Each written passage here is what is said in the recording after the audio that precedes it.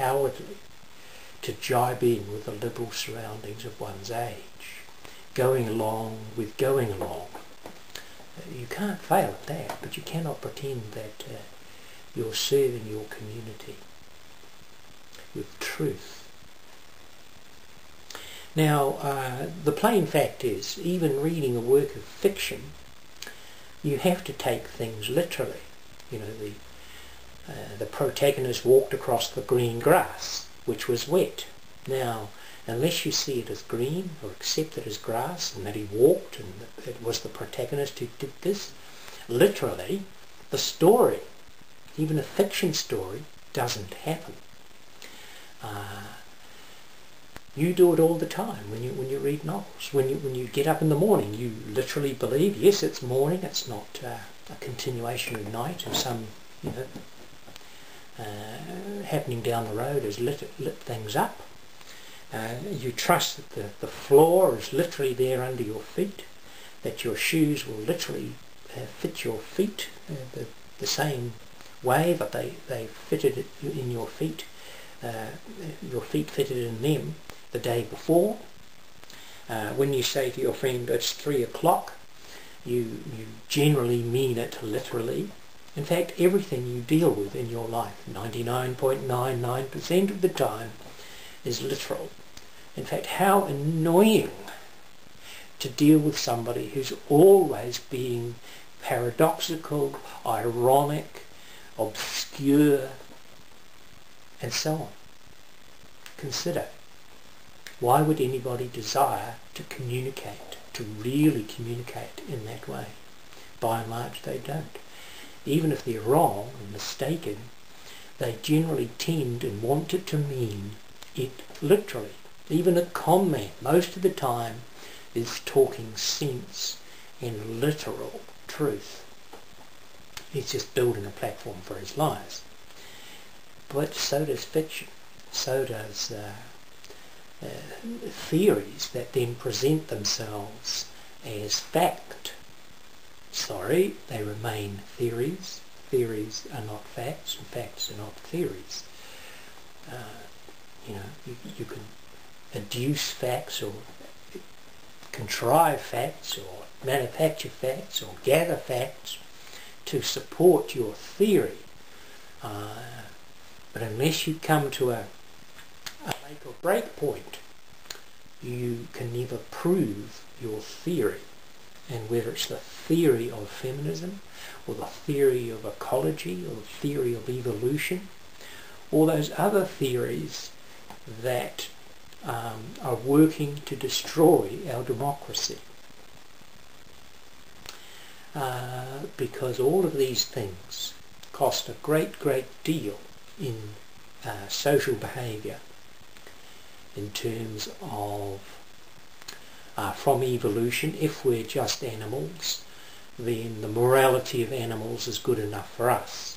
If the morality of animals is good enough for us, then anything goes, and don't be surprised if anything does, including the things that you say you don't want, like child sex and so on, like that. See, once you open the floodgates and say there is no morality, then I'm sorry, but you've announced to the world there is no morality. And some people will take you at that implicit word. That is their license to behave in that way. I consider the whole abandonment of the Ten Commandments to be fatal to democracy, because now we do not have enough people to support the old ones. We're taxing them more and more, and it's easy enough to see that you either go on the tax-taking side of things, in which case you're not silly, you're taking advantage, or you're on the tax-making side of things, in which case you're a mug and you're being taken advantage of. So I think the tax-making side of things will either disappear, decide, no, close up shop, don't want to do that anymore, or move off elsewhere in the world. And both of these things are exactly what's happening to all of the advanced Western liberal economies today. It's only the economies with some kind of rigour, some kind of tradition from the past, though they have adopted some of our moral laws in regard to contraception, they mostly don't follow them. Like you pay an official extra money, you can have an extra child in China, and I doubt if many villages take any notice too much of the contraception. So they still have a population base, should they remain wealthy for the next 20 years, to support their old people. But we do not. And that is pretty well the end of modern, postmodern, liberal democracy. It's over. It's finished. It will probably never recover. So that's one God that the liberals are forced to acknowledge. The only God they do acknowledge, finally, is liberal democracy, is the government. Well, I'm here to declare you pursue that path and you're finished. Your God topples the more gaudy floral wreaths and paper money that you pile on the top of around his neck as a wreath. You are attending his funeral. The more you dance, the more you celebrate that God, the more deadly the effect.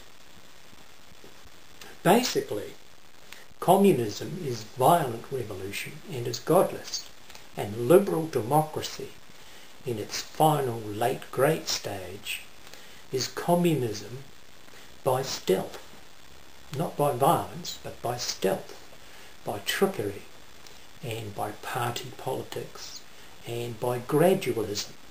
But the result is the same, as we saw in the collapse of the socialist states of the Soviet Union, the USSR, which is in a dire state even today, has collapsed yet again, and Argentina, which was a Peronist dictatorship, a military socialist state, that also has collapsed. Its flirtation with globalism as a